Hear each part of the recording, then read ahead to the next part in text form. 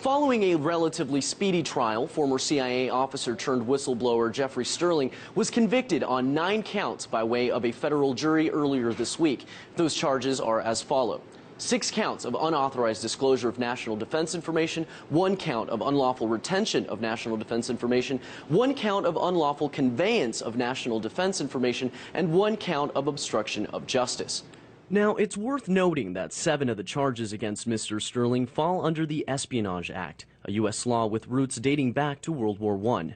Following the guilty verdict, U.S. Attorney General Eric Holder and the Department of Justice released the following statement.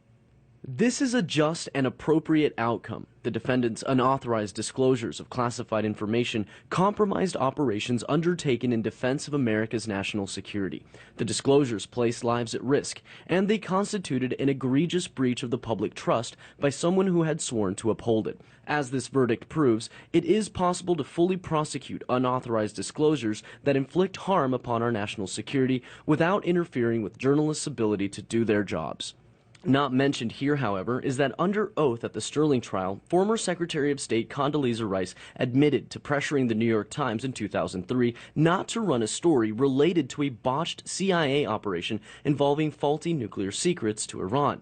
I certainly understood the implications of the White House asking the New York Times not to publish a story. That's why I talked first to the president about whether we should even do so. Following Rice's testimony, government prosecutors maintained throughout the course of the trial that Sterling should have gone through the proper channels to voice his concerns about the top-secret CIA program in question, a point that whistleblower advocates refute. This is a big danger because we've been hearing from Secretary of State Kerry and President Obama, oh, if you're a whistleblower, Edward Snowden, you should have gone through channels. That's right. Baloney. The people who have gone through channels have been flagged as troublemakers, and they become lightning rods for legal scrutiny and sometimes harassment and prosecution.